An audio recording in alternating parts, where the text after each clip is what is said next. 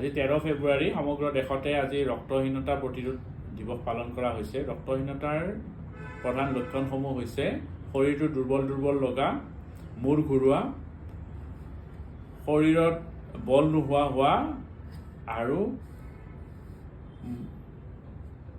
মূৰটো বেয়া লগা।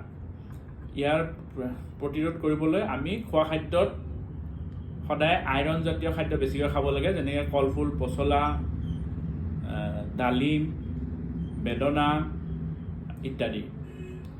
তাৰোপৰি বছৰত দুবাৰকৈ শিশুসকলক পেলু মৰা দৰৱ খুৱাব লাগে, কাৰণ পেলুৰ কাৰণেও এই ৰক্তহীনতাৰ সমস্যা বেছিকৈ দেখা যায়। আৰু যিবিলাক গৰ্ভৱতী মহিলা আছে, গৰ্ভৱতী মহিলাসকলক আমি ছেকেণ্ড ট্ৰাইমেষ্টাৰ আৰু থাৰ্ড ট্ৰাইমেষ্টাৰত আইৰণ টেবলেট ৰেগুলাৰ খুৱাব লাগে, কাৰণ তেওঁলোকৰো এই ৰক্তহীনতাৰ সমস্যা বেছিকৈ দেখা যায়। আৰু মহিলাসকলৰ ক্ষেত্ৰত স্পেচিয়েলি তেওঁলোকে বছৰত এমাহ বা দুমাহৰ কাৰণে হ'লেও এই আইৰণ টেবলেট খাব লাগে, কাৰণ তেওঁলোকে যিহেতু ৰক্তহীনতাৰ সমস্যাৰ বেছিকৈ চিকাৰ হয়। সেয়েহে আহক এইখিনি আমি পালন কৰি ৰক্তহীনতাৰ সমস্যাটো দূৰ কৰোঁ। ধন্যবাদ।